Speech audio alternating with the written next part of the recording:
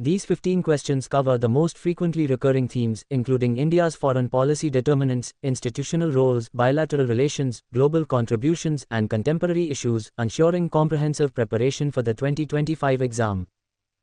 Detailed answers in English. 1. Determinants of India's foreign policy. Question: Bharat की विदेश नीति के निर्धारक तत्वों की व्याख्या कीजिए.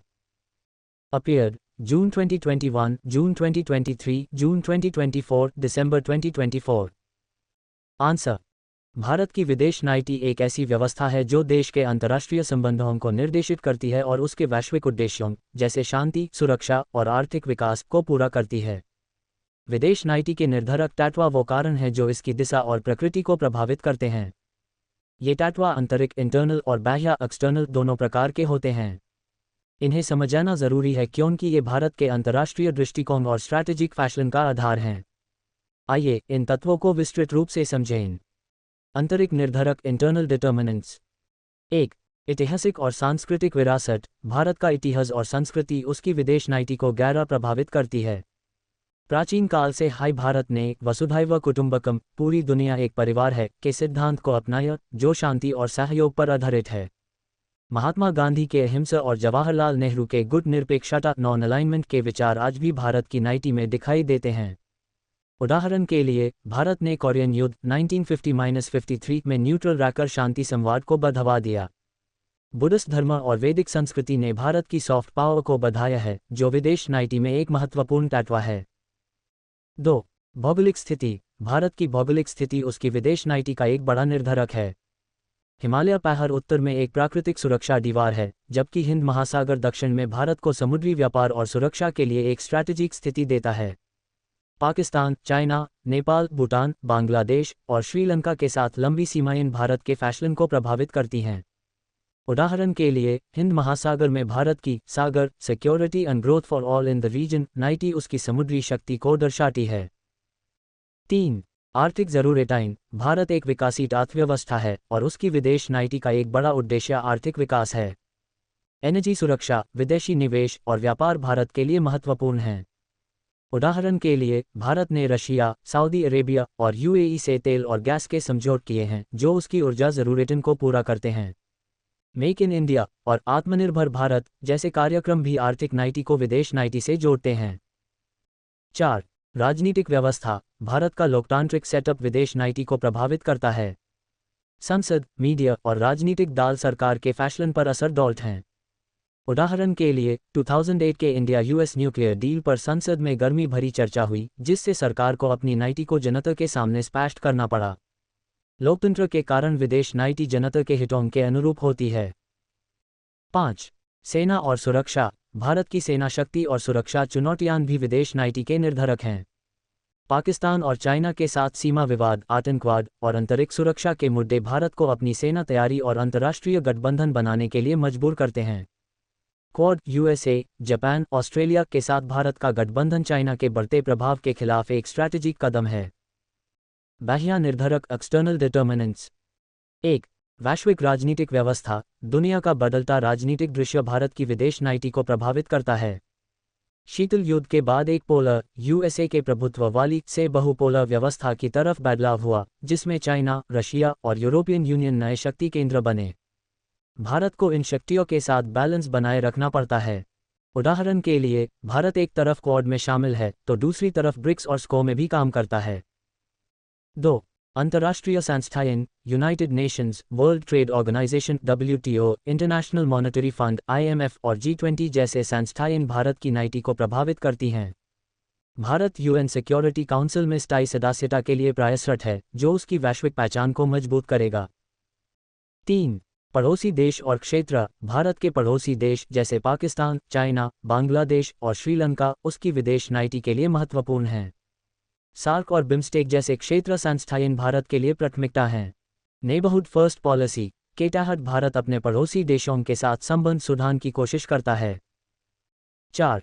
वैश्विक मुद्दे. जलवायु परिवर्तन, आतंकवाद और साइबर सुरक्षा जैसे वैश्विक मुद्दे भी भारत की नीति को प्रभावित करते हैं. उदाहरण के लिए, भारत ने पेरिस एग्रीमेंट में हिस्सा लिया और इंटरनेशनल सोलर अलायंस ISEP की स्थापना की, जो उसकी जलवायु परिवर्तन के प्रति कमिटमेंट को दर्शाता है. समकालीन प्रासंगिकता. आज के समय में भारत की विदेश नीति और भी जल हो गई है। एक तरफ भारत यूएसए, जापान और ऑस्ट्रेलिया के साथ क्वाड में शामिल है, तो दूसरी तरफ रशिया और चाइना के साथ ब्रिक्स और स्को में काम करता है। ये मल्टी अलाइनमेंट अप्रोच भारत की स्ट्रैटेजिक ऑटोनॉमी को दर्शाता है। कोविड-19 के दौरान भारत ने वैक्सीन मैत्री के तहत कई देशों को वैक्सीन दी, जो उसकी सॉफ्ट पावर को बढ़ाता है। ईरान इजराइल संकट 2024 के दौरान भारत ने नेपाल और श्रीलंका के नागरिकों को निकालने के लिए ऑपरेशन सिंधु शुरू किया, जो उसकी ह्यूमैनिटेरियन नीति का प्रतीक है। ये सब तत्व दिखाते हैं कि भारत की विदेश नीति आंतरिक और बाह्य कारणों के मिश्रण से बनती है। निष्कर्ष: भारत की विदेश नीति के निर्धारक तत्व उसके इतिहास, संस्कृति, भौगोलिक स्थिति, आर्थिक जरूरतें और वैश्विक दृश्य का मिश्रण है। ये तत्व भारत को एक शांतिपूर्ण, सुरक्षित और समृद्ध देश के रूप में वैश्विक मंच पर स्थापित करते हैं। भारत की नीति का मकसद अपने हितों की रक्षा करते हुए वैश्विक शांति और सहयोग को बढ़ावा देना है। 2. Role of political parties in foreign policy making. Question: Bharat की विदेश नीति के निर्माण में राजनीतिक दलों की भूमिका की व्याख्या कीजिए। अपीयर्ड जून 2020, दिसंबर 2020, दिसंबर 2023, दिसंबर 2024। आंसर: भारत एक लोकतांत्रिक देश है जहां विदेश नीति के निर्माण में सरकार के साथ साथ राजनीतिक दल भी महत्वपूर्ण भूमिका निभाते हैं। विदेश नीति देश के अंतर्राष्ट्रीय संबंधों, सुरक्षा और आर्थिक हितों को निर्देशित करती है। लेकिन लोकतंत्र में ये नीति केवल सरकार या विदेश मंत्रालय तक सीमित नहीं है। राजनीतिक दल, जो लोकसभा और राज्यसभा में प्रतिनिधित्व करते हैं, विदेश नीति के फैसलों को प्रभावित करते हैं और जनता के विचारों को सरकार तक पहुंचाते हैं। आइए इस भूमिका को विस्तृत रूप से समझें। राजनीतिक दलों की भूमिका। 1. संसद में चर्चा। भारत के लोकतंत्र में संसद विदेश नीति के मदन पर चर्चा का एक महत्वपूर्ण मंच है। सत्ता पक्ष और विपक्ष के दल विदेश नीति से संबंधित मदन, जैसे न्यूक्लियर डील, सीमा विवाद या अंतर्राष्ट्रीय समझौते पर अपने विचार रखते हैं। उदाहरण के लिए 2008 के इंडिया यूएस न्यूक्लियर डील पर कांग्रेस के समर्थन और सीपीआईएम के विरोध ने संसद में गर्मी भरी चर्चा पैदा की, जिससे सरकार को विश्वास मत हासिल करना पड़ा। 2. जनमत निर्माण। राजनीतिक दल मीडिया, रैलीज और सोशल मीडिया के माध्यम से विदेश नीति के मदन पर जनता के बीच जागरूकता पैदा करते हैं। ये पब्लिक ओपिनियन को प्रभावित करता है, जो सरकार के फैसलों पर दबाव बनाता है।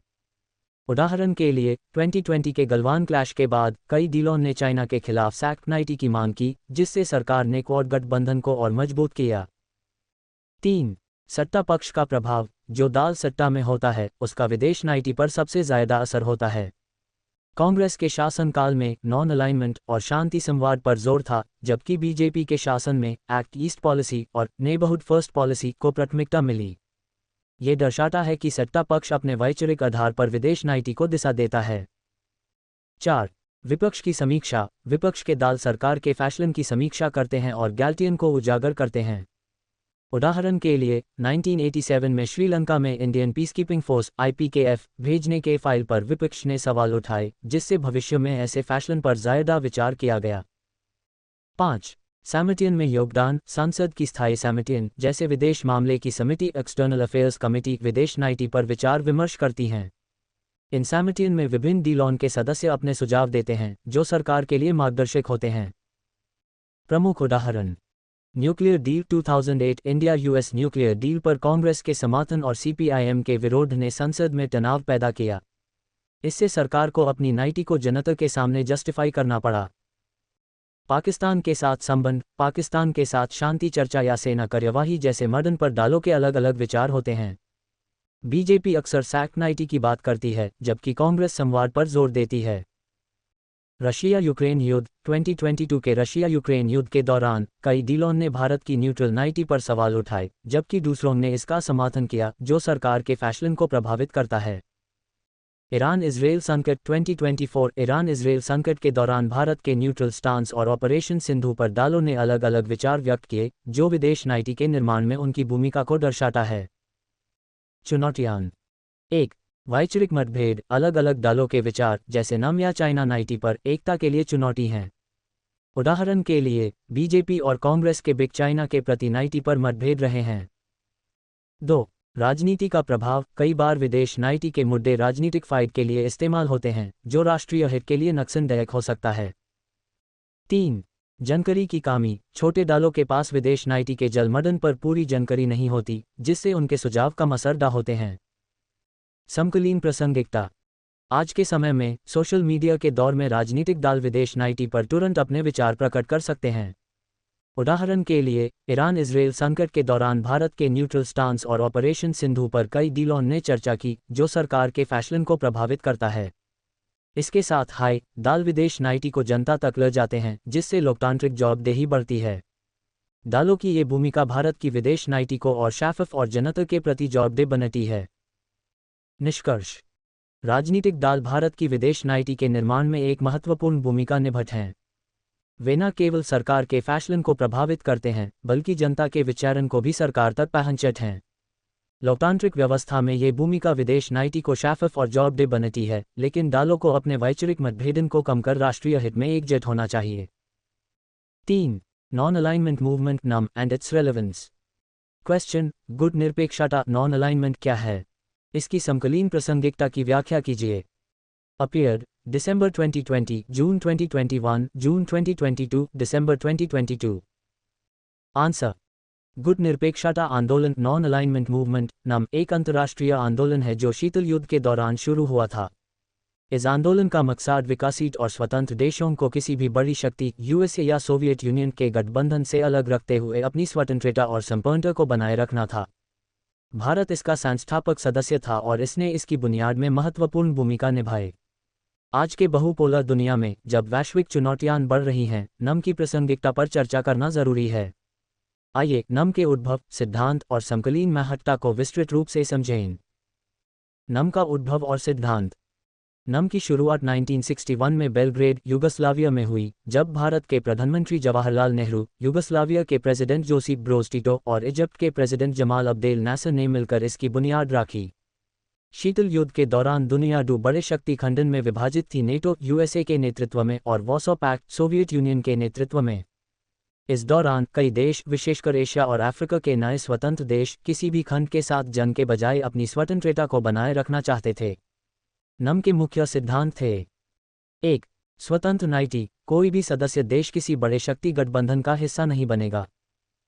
2. शांति और सहयोग, शांतिपूर्ण सा अस्तित्व और अंतर्राष्ट्रीय सहयोग को बढ़ावा देना। 3. संपूर्णता का सम्मान, हर देश की संपूर्णता और स्वतंत्रता का सम्मान किया जाएगा। 4. विभिन्नता का सम्मान, अलग अलग राजनीतिक और सामाजिक व्यवस्थाओं का सम्मान। भारत ने नम के माध्यम से अपनी विदेश नीति को एक स्वतंत्र और शांतिपूर्ण दिशा दी। उदाहरण के लिए, भारत ने कोरियन युद्ध 1950-53 और वियतनाम युद्ध के दौरान न्यूट्रल रहकर शांति संवाद को बढ़ावा दिया। नम की समकालीन प्रासंगिकता। शीतल युद्ध के समाप्त होने के बाद कई लोग नम की प्रासंगिकता पर सवाल उठाते हैं, लेकिन ये आंदोलन अब भी कई कारणों से महत्वपूर्ण है। 1. बहुपोलर दुनिया। आज दुनिया एक पोलर यूएसए के प्रभुत्व वाली से बहुपोलर व्यवस्था की तरफ बढ़ रही है, जिसमें चाइना, रशिया और यूरोपियन यूनियन नए शक्ति केंद्र हैं। नम सदस्य देश अपनी स्वतंत्रता को बनाए रखने के लिए एक मंच प्रदान करता है। 2. विकास के मुद्दे। नम के ज़्यादातर सदस्य विकसित देश हैं, जो गरीबी, स्वास्थ्य और शिक्षा जैसे मुद्दों पर साथ मिलकर काम कर सकते हैं। साउथ साउथ कोऑपरेशन के तहत नम ने टेक्नोलॉजी और रिसोर्सेज के आदान प्रदान को बढ़ावा दिया है। 3. वैश्विक चुनौतियां। जलवायु परिवर्तन, आतंकवाद और साइबर सुरक्षा जैसे वैश्विक मुद्दे आज सभी देशों के लिए चुनौती हैं। नम इन मुद्दों पर एक सम्मिलित आवाज़ उठाने का मंच प्रदान करता है। उदाहरण के लिए, नम ने पेरिस क्लाइमेट एग्रीमेंट 2015 के दौरान विकसित देशों के लिए अलग अलग जिम्मेदारियों की बात की। 4. UN reforms. नम सदस्य देश United Nations security council UNSC में सुधार की मांग करते हैं, ताकि विकसित देशों को भी इसमें स्थायी सदस्यता मिल सके। भारत, जो यूएनएससी में स्थायी सदस्यता का दावेदार है, नम के माध्यम से अपनी मांग को मजबूत करता है। 5. शांति और संवाद। नम अब भी शांति और संवाद के माध्यम से विवादों को सुलझाना प्राथमिकता देता है। उदाहरण के लिए, नम ने पैलेस्टाइन इजराइल विवाद पर शांतिपूर्ण समाधान की बात की है। भारत और नम। भारत नम का एक प्रमुख नेता रहा है और अब भी इसमें सक्रिय भूमिका निभाता है। भारत की विदेश नीति में नम के सिद्धांत अब भी दिखाई देते हैं, चाहे वो स्ट्रैटेजिक ऑटोनॉमी के रूप में हो या मल्टी अलाइनमेंट के रूप में। उदाहरण के लिए भारत एक तरफ यूएसए, जापान और ऑस्ट्रेलिया के साथ क्वाड में शामिल है तो दूसरी तरफ रशिया और चाइना के साथ ब्रिक्स और स्को में काम करता है। ईरान इजराइल संकट 2024 में भारत ने न्यूट्रल रहकर शांति संवाद की बात की, जो नम के सिद्धांतन को दर्शाता है। इसके साथ भारत ने कोविड-19 के दौरान वैक्सीन मैत्री के तहत नम सदस्य देशों को वैक्सीन प्रदान की, जो उसकी सॉफ्ट पावर को बढ़ाता है। चुनौतियां। 1. एकता की कमी। नम के सदस्य देशों के वैचारिक और आर्थिक मतभेद हैं जो इसकी एकता को कमजोर करते हैं। 2. बदलता वैश्विक दृश्य। आज के समय में बड़े देश छोटे देशों को प्रभावित करने के लिए नए गठबंधन बना रहे हैं जो नम के प्रभाव को कम कर सकता है। 3. संपीड़न की कमी। नम के पास अपने उद्देश्यों को पूरा करने के लिए पर्याप्त संपीड़न नहीं है, जो उसकी सक्रियता को सीमित करता है। समकालीन प्रासंगिकता। आज के समय में नम विकसित देशों के लिए एक महत्वपूर्ण मंच है। ईरान इजराइल संकट और रशिया यूक्रेन युद्ध जैसे मदन पर नम सदस्य देश एक सम्मिलित आवाज उठा सकते हैं। भारत के लिए नम न केवल एक वैचारिक आधार है बल्कि एक स्ट्रैटेजिक साधन भी है जो उसकी वैश्विक पहचान को मजबूत करता है। निष्कर्ष। गुटनिरपेक्षता आंदोलन एक ऐसा मंच है जो विकसित देशों को अपनी आवाज़ बुलंद करने का मौका देता है। आज के समय में जब दुनिया जल वैश्विक चुनौतियों का सामना कर रही है, नम की प्रासंगिकता अब भी बनी हुई है।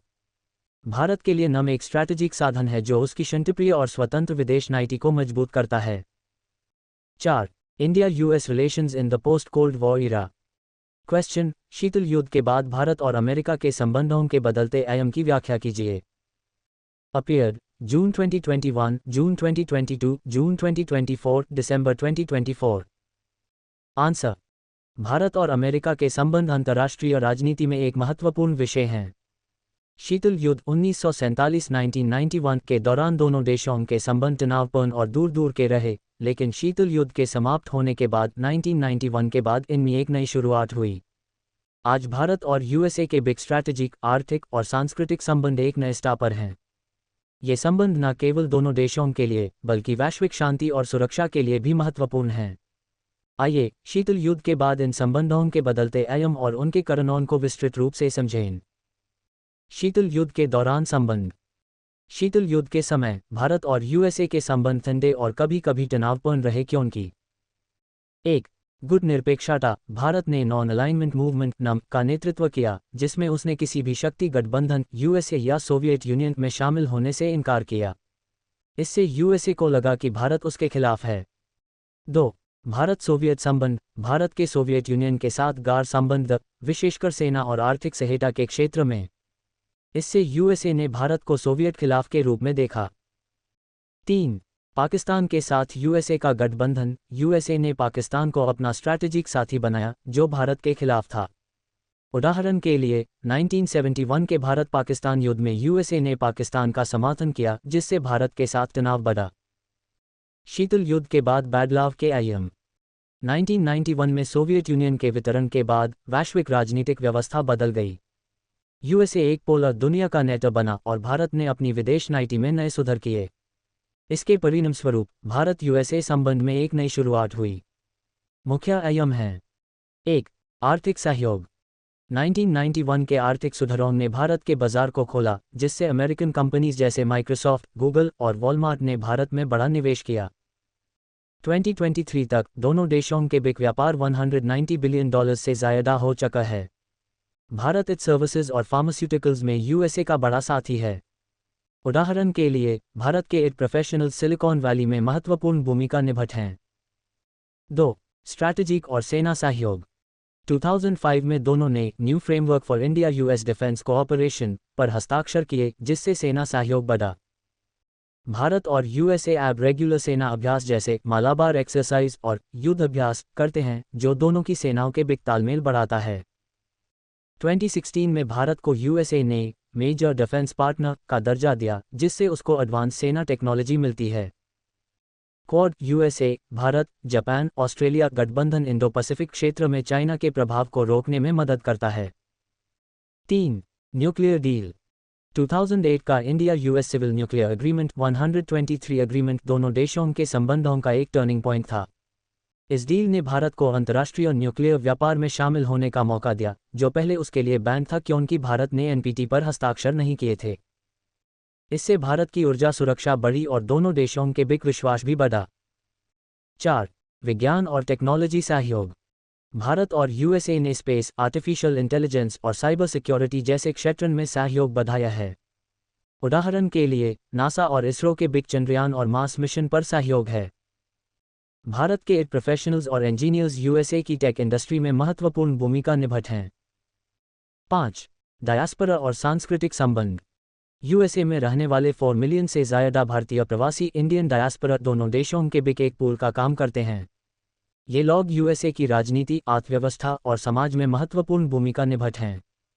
बॉलीवुड, योगा और भारतीय खाना यूएसए में लोकप्रिय हैं, जो भारत की सॉफ्ट पावर को बढ़ाता है। उदाहरण के लिए, इंटरनेशनल योगा डे यूएसए में बड़े स्तर पर मनाया जाता है। चुनौतियां। 1. विचारिका मतभेद। कई मदन जैसे रशिया से भारत का S-400 मिसाइल सिस्टम खरीदना या ईरान से तेल खरीदना पर दोनों देशों के बीच मतभेद होते हैं। 2. व्यापार विवाद। H-1B वीज़ा, स्टील टैरिफ्स और इंटेलेक्चुअल प्रॉपर्टी राइट्स जैसे मदन पर तनाव रहता है। 3. चाइना के प्रति दृष्टिकोण। भारत और यूएसए दोनों चाइना के बढ़ते प्रभाव से चिंतित हैं, लेकिन दोनों के अप्रोच में थोड़ी सी अलगता है। भारत अपनी स्ट्रैटेजिक ऑटोनॉमी बनाए रखता है, जबकि यूएसए एक ज़्यादा सख्त स्टांस रखता है। समकालीन प्रासंगिकता। आज के समय में भारत यूएसए संबंध एक स्ट्रैटेजिक पार्टनरशिप के रूप में मजबूत हो रहे हैं।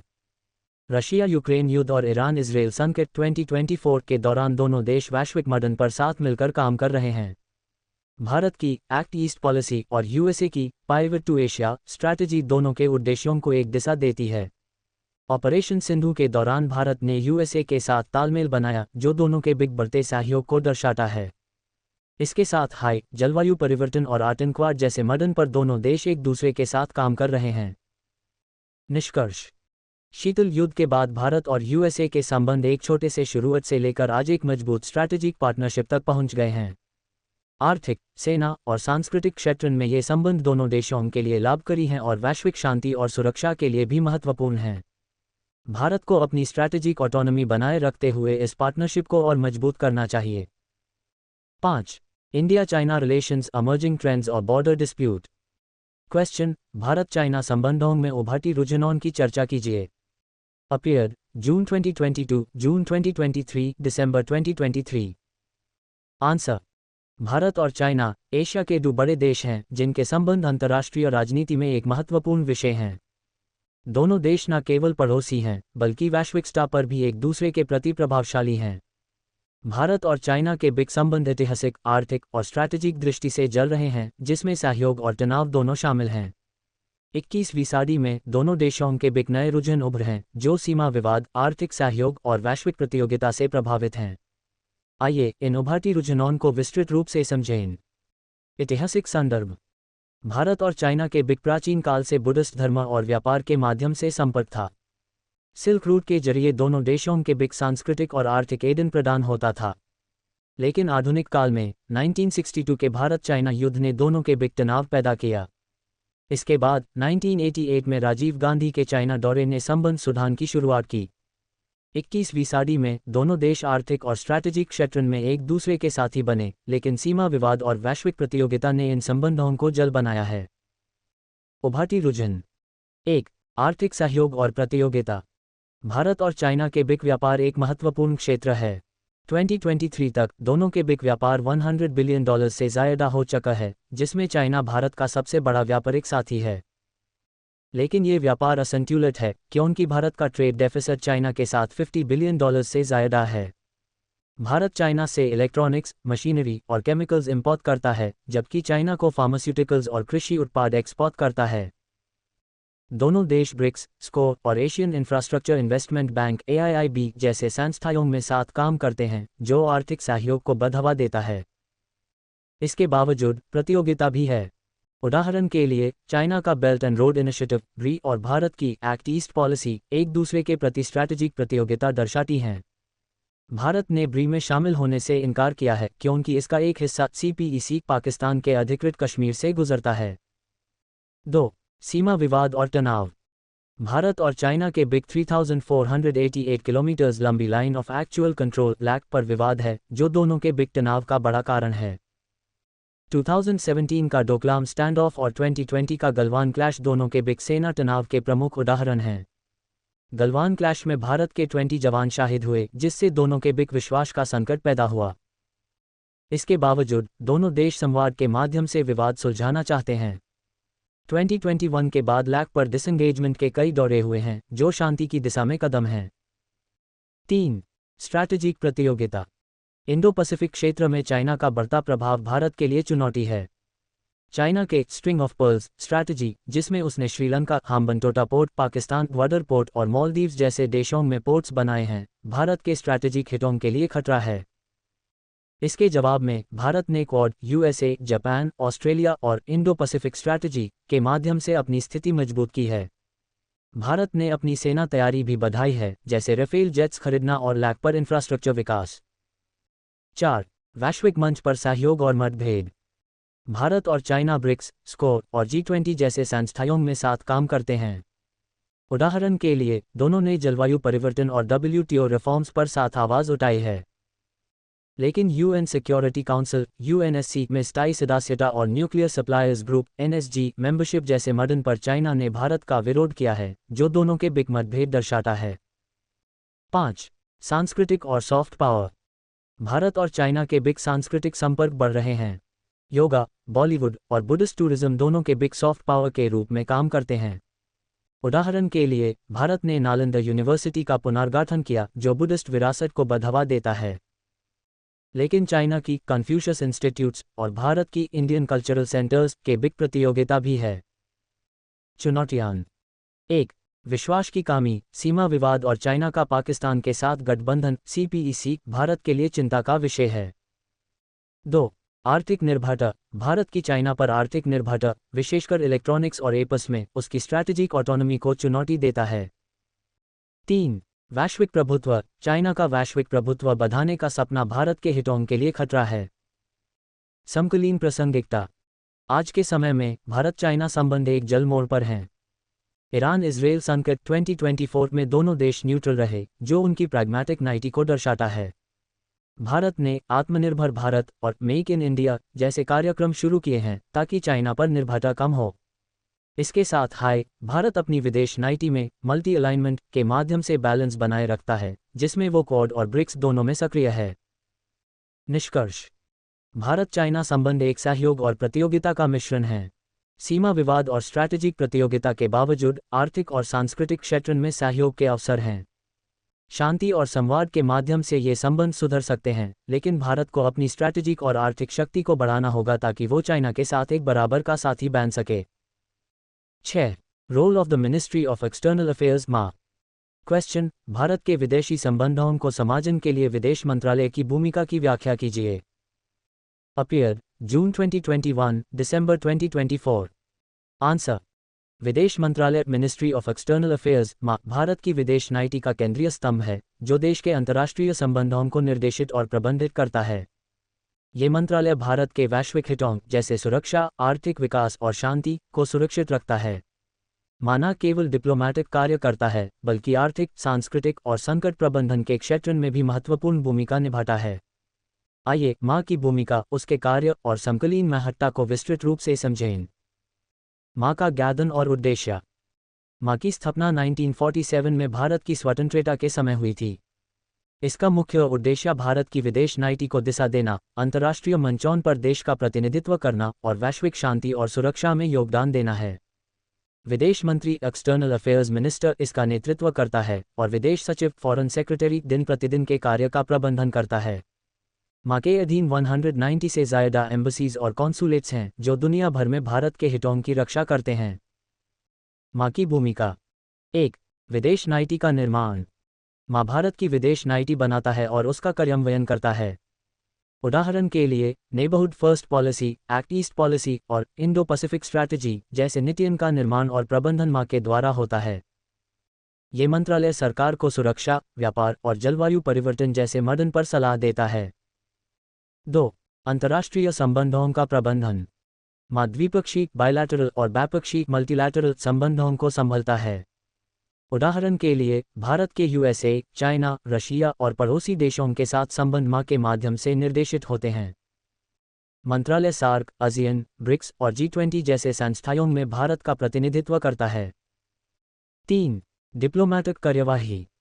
मां के अधीन एम्बसीज और कॉन्सुलेट्स डिप्लोमैटिक कार्यवाही के लिए जिम्मेदार हैं। ये विदेशी देशों के साथ संपर्क बनाए रखते हैं और भारत के हितों की रक्षा करते हैं।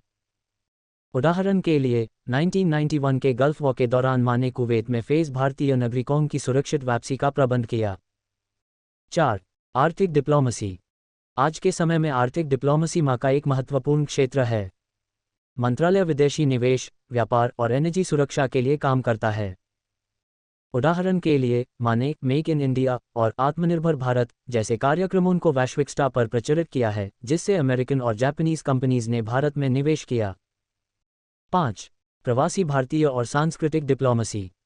मां भारत के प्रवासी समुदाय इंडियन डायस्पोरा के हितों का ध्यान रखता है। प्रवासी भारतीय दिवस जैसे कार्यक्रम इसका उदाहरण हैं। सांस्कृतिक डिप्लोमेसी के तहत मां Indian council for cultural relations (ICCR) के माध्यम से योगा, बॉलीवुड और भारतीय संस्कृति का प्रचार करता है। उदाहरण के लिए इंटरनेशनल योगा डे के जरिए भारत की सॉफ्ट पावर बढ़ी है। 6. संकट प्रबंधन। जब भी कोई अंतर्राष्ट्रीय संकट होता है, जैसे युद्ध, आपदा या आतंकवादी हमला, मां भारत के नागरिकों की सुरक्षा के लिए काम करता है। उदाहरण के लिए 2020 में कोविड-19 के दौरान मां ने वंदे भारत मिशन के तहत विदेशों में फंसे भारतीयों को वापस लाए। 2024 के ईरान-इजरायल संकट के दौरान मां ने ऑपरेशन सिंधु के तहत नेपाल और श्रीलंका के नागरिकों को भी निकाला, जो भारत की ह्यूमैनिटेरियन डिप्लोमेसी को दर्शाता है। मां के अन्य कार्य। पासपोर्ट और वीज़ा सर्विसेज। मां पासपोर्ट और वीज़ा सर्विसेज प्रदान करता है, जो अंतर्राष्ट्रीय यात्रा के लिए ज़रूरी हैं। अंतर्राष्ट्रीय संस्थाओं में भूमिका। मां यूनाइटेड नेशंस, WTO और IMF जैसे संस्थाओं में भारत का प्रतिनिधित्व करता है। शोध और ट्रेनिंग। मां के अधीन इंडियन फॉरेन सर्विस इंस्टीट्यूट और research and information system for developing countries (RIS) जैसे संस्थाएं विदेश नीति पर शोध और ट्रेनिंग प्रदान करती हैं। समकालीन प्रासंगिकता। आज के समय में मां की भूमिका और भी महत्वपूर्ण हो गई है। वैश्विक चुनौतियां जैसे जलवायु परिवर्तन, आतंकवाद और साइबर सुरक्षा के दौर में मां भारत की आवाज़ को वैश्विक मंचों पर बुलंद करता है। कोविड-19 के दौरान वैक्सीन मैत्री के तहत भारत ने कई देशों को वैक्सीन दी, जो मां की सॉफ्ट पावर डिप्लोमेसी का प्रतीक है। ईरान-इजरायल संकट में ऑपरेशन सिंधु ने भारत की ह्यूमैनिटेरियन लीडरशिप को दर्शाया। इसके साथ मां ने भारत की एक्ट ईस्ट पॉलिसी और नेबरहुड फर्स्ट पॉलिसी को सक्रिय रूप से आगे बढ़ाया है। चुनौतियां। 1. संपादन की कमी। मां के पास उसके काम के अनुपात में कम स्टाफ और बजट होता है, जो उसकी सक्रियता को सीमित करता है। 2. जटिल वैश्विक दृश्य। बदलते वैश्विक दृश्य में बैलेंस बनाना मां के लिए चुनौती है। उदाहरण के लिए रशिया यूक्रेन युद्ध में न्यूट्रल रहना और क्वाड में शामिल होना एक जल बैलेंस है। 3. आंतरिक राजनीति। विदेश नीति पर आंतरिक राजनीतिक दबाव, जैसे संसद में चर्चा, मां के काम को प्रभावित करता है। निष्कर्ष। विदेश मंत्रालय भारत की विदेश नीति का दिल है, जो देश के वैश्विक हितों को सुरक्षित रखता है। इसकी भूमिका न केवल डिप्लोमैटिक और स्ट्रैटेजिक है, बल्कि आर्थिक, सांस्कृतिक और संकट प्रबंधन के क्षेत्र में भी महत्वपूर्ण है। आज के समय में मां भारत की वैश्विक पहचान को मजबूत करने में एक महत्वपूर्ण संस्था है और इसकी सक्रियता भारत को एक वैश्विक शक्ति के रूप में स्थापित करती है। 7. India's act east policy. Question: Bharat की एक्ट ईस्ट पॉलिसी क्या है? इसका भारत पूर्वी एशिया संबंधों पर क्या प्रभाव है? अपीयर जून 2023, दिसंबर 2024। आंसर: भारत की एक्ट ईस्ट पॉलिसी एक महत्वपूर्ण विदेश नीति है, जो पूर्वी एशियन देशों, विशेषकर ASEAN association of south east Asian Nations, Japan, south Korea और ऑस्ट्रेलिया के साथ आर्थिक, स्ट्रैटेजिक और सांस्कृतिक संबंध मजबूत करने के लिए शुरू की गई है। ये नीति 2014 में प्रधानमंत्री नरेंद्र मोदी के नेतृत्व में शुरू हुई, जो 1991 की लुक ईस्ट पॉलिसी का एक यूनिट और सक्रिय रूप है। एक्ट ईस्ट पॉलिसी का मकसद इंडो पैसिफिक क्षेत्र में भारत की स्ट्रैटेजिक स्थिति को मजबूत करना और आर्थिक विकास के अवसर बढ़ाना है। आइए इस नीति के उद्देश्य, प्रमुख तत्व और भारत पूर्वी एशिया संबंधों पर इसके प्रभाव को विस्तृत रूप से समझें। एक्ट ईस्ट पॉलिसी का उद्भव और उद्देश्य। 1991 में भारत ने लुक ईस्ट पॉलिसी शुरू की थी, जिसका मकसद शीतल युद्ध के बाद बदलते वैश्विक दृश्य में पूर्वी एशियन देशों के साथ संबंध बनाने थे। लेकिन 2014 में मोदी सरकार ने इस नीति को एक्ट ईस्ट पॉलिसी के रूप में और सक्रिय और व्यापक बनाया।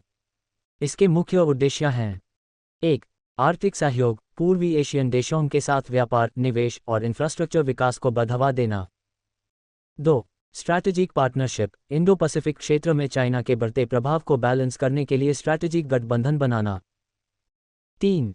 सांस्कृतिक संपर्क, भारत की प्राचीन सांस्कृतिक विरासत जैसे बुद्धिस्ट धर्म और योगा के माध्यम से सॉफ्ट पावर बढ़ाना। 4. सुरक्षा सहयोग, आतंकवाद, समुद्री सुरक्षा और साइबर सिक्योरिटी जैसे मदन पर सहयोग बढ़ाना। एक्ट ईस्ट पॉलिसी के प्रमुख तत्व। 1. आसियान के साथ गहरा संपर्क। आसियान एक्ट ईस्ट पॉलिसी का केंद्र है।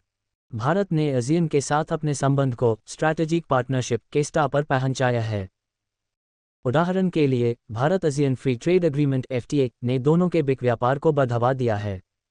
2023 तक भारत आसियान व्यापार $80 बिलियन से ज़्यादा हो चुका है। भारत आसियान के regional comprehensive economic partnership (RCEP) का हिस्सा नहीं बना, लेकिन उसने आसियान के साथ अलग अलग व्यापारिक समझौते किए हैं। 2. जापान और साउथ कोरिया के साथ संबंध। भारत ने जापान के साथ अपने संबंध को special strategic and global partnership के रूप में मजबूत किया है। उदाहरण के लिए, Mumbai Ahmedabad high speed rail project Japan की मदद से चल रहा है। साउथ कोरिया के साथ भी भारत ने comprehensive economic partnership agreement (SPA) के माध्यम से व्यापार बढ़ाया है। 3. Indo Pacific strategy. Act east policy Indo Pacific क्षेत्र में भारत की स्ट्रैटेजिक नीति का हिस्सा है।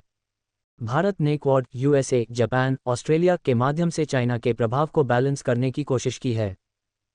भारत ने Sagar, security and growth for all in the region vision के तहत समुद्री सुरक्षा पर जोर दिया है। 4. इंफ्रास्ट्रक्चर और कनेक्टिविटी। भारत ने पूर्वी एशिया के साथ कनेक्टिविटी बढ़ाने के लिए कई परियोजनाएं शुरू की हैं, जैसे India Myanmar Thailand trilateral highway और Kaladan multi modal transit transport project. North east Bharat को एक्ट ईस्ट पॉलिसी का गेटवे बनाया जा रहा है, जहां इंफ्रास्ट्रक्चर विकास पर जोर दिया जा रहा है। भारत पूर्वी एशिया संबंधों पर प्रभाव। 1. आर्थिक प्रभाव। एक्ट ईस्ट पॉलिसी ने भारत के पूर्वी एशियन देशों के साथ व्यापार और निवेश को बढ़ावा दिया है। उदाहरण के लिए, सिंगापुर और मलेशिया भारत के बड़े निवेश साथी हैं। भारत के IT, फार्मास्यूटिकल्स और टूरिज्म सेक्टर्स को पूर्वी एशिया में नए बाजार माइल हैं। 2. स्ट्रैटेजिक प्रभाव। पॉलिसी ने भारत की स्ट्रैटेजिक स्थिति को मजबूत किया है। क्वाड और मालाबार एक्सरसाइज के माध्यम से भारत इंडो पैसिफिक में एक महत्वपूर्ण शक्ति के रूप में उभरा है। वियतनाम और इंडोनेशिया जैसे देशों के साथ सेना सहयोग बढ़ा है, जो चाइना के खिलाफ एक बैलेंस बनाता है। 3. सांस्कृतिक प्रभाव। भारत ने बुद्धिस्ट टूरिज्म और कल्चरल एक्सचेंजेस के माध्यम से पूर्वी एशिया के साथ अपने सॉफ्ट पावर को बढ़ाया है। उदाहरण के लिए, नालंदा यूनिवर्सिटी का पुनर्गठन और बुद्धिस्ट सर्किट का विकास इसका हिस्सा है। आसियान देशों में योगा और भारतीय संस्कृति की लोकप्रियता बढ़ी है। 4. सुरक्षा प्रभाव। एक्ट ईस्ट पॉलिसी ने समुद्री सुरक्षा और आतंकवाद के खिलाफ सहयोग बढ़ाया है। भारत ने आसियान देशों के साथ जॉइंट नेवल एक्सरसाइजेज और इंटेलिजेंस शेयरिंग को बढ़ावा दिया है। चुनौतियां। 1. चाइना का प्रभाव। पूर्वी एशिया में चाइना का आर्थिक और स्ट्रैटेजिक प्रभाव भारत के लिए चुनौती है। चाइना का ब्री एक्ट ईस्ट पॉलिसी के लिए प्रतियोगिता पैदा करता है। 2. इंफ्रास्ट्रक्चर की कमी। भारत के नॉर्थ ईस्ट में इंफ्रास्ट्रक्चर की कमी कनेक्टिविटी प्रोजेक्ट्स को असरग्रस्त करती है। 3. आर्थिक असंतुलन। आसियान के साथ व्यापार में भारत का ट्रेड डेफिसिट एक चिंता का विषय है। समकालीन प्रासंगिकता। आज के समय में एक्ट ईस्ट पॉलिसी भारत की विदेश नीति का एक महत्वपूर्ण हिस्सा है। इंडो पैसिफिक क्षेत्र में बढ़ती स्ट्रैटेजिक प्रतियोगिता, विशेषकर चाइना के साथ, ने इस नीति को और महत्वपूर्ण बना दिया है। भारत ने आसियान के साथ अपने 30 साल के संबंध बनाए, जो इस नीति की सफलता दर्शाता है। ईरान इजराइल संकट के दौरान भारत ने आसियान देशों के साथ समुद्री सुरक्षा पर चर्चा की, जो एक्ट ईस्ट पॉलिसी के स्ट्रैटेजिक महत्व को दर्शाता है। निष्कर्ष। एक्ट ईस्ट पॉलिसी ने भारत के पूर्वी एशियन देशों के साथ संबंधों को एक नए स्तर पर पहुंचाया है। ये नीति न केवल आर्थिक और स्ट्रैटेजिक रूप से महत्वपूर्ण है, बल्कि सांस्कृतिक और सुरक्षा क्षेत्र में भी भारत की पहचान को मजबूत करती है। भारत को इस नीति को और सक्रिय करना चाहिए ताकि वो इंडो पैसिफिक में एक प्रमुख शक्ति के रूप में उभरे। 8. India's contribution to world peace through the United Nations. Question. United Nations के माध्यम से विश्व शांति और सुरक्षा के लिए भारत के योगदान के महत्वपूर्ण पहलुओं की व्याख्या कीजिए। अपीयर। जून 2021, जून 2023, दिसंबर 2024। आंसर। भारत एक शांतिप्रिय देश है जो हमेशा से विश्व शांति और सुरक्षा के लिए अपना योगदान देता रहा है। यूनाइटेड नेशंस के माध्यम से भारत ने अपनी इस कमिटमेंट को वैश्विक स्तर पर प्रदर्शित किया है। यूएन की स्थापना 1945 में विश्व शांति, सुरक्षा और अंतर्देशीय सहयोग के लिए हुई थी और भारत इसका संस्थापक सदस्य रहा है। भारत ने यूएन के विभिन्न क्षेत्रों में जैसे शांति स्थापना, निरस्त्रीकरण, मानव अधिकार और जलवायु परिवर्तन में महत्वपूर्ण भूमिका निभाई है। आइए भारत के योगदान के महत्वपूर्ण पहलुओं को विस्तृत रूप से समझें। भारत का योगदान। 1. शांति स्थापना, peacekeeping. Bharat UN peacekeeping missions का सबसे बड़ा साथी रहा है। 1948 से लेकर आज तक भारत ने 50 से ज़्यादा यूएन पीसकीपिंग मिशंस में हिस्सा लिया है और 2.5 लाख से ज़्यादा जवान भेजे हैं। भारत के जवान कॉन्गो, सूडान, सोमालिया और माली जैसे देशों में शांति बनाए रखने के लिए काम कर रहे हैं। ये जवान न केवल सुरक्षा प्रदान करते हैं बल्कि ह्यूमैनिटेरियन एड और कम्युनिटी डेवलपमेंट में भी योगदान देते हैं। उदाहरण के लिए, भारत के जवानों ने 1990 में सोमालिया में शांति स्थापना के लिए महत्वपूर्ण काम किया, जहां उन्होंने सिविल वॉर के दौरान लोगों की सुरक्षा की। 2. निरस्त्रीकरण, डिसआर्मामेंट।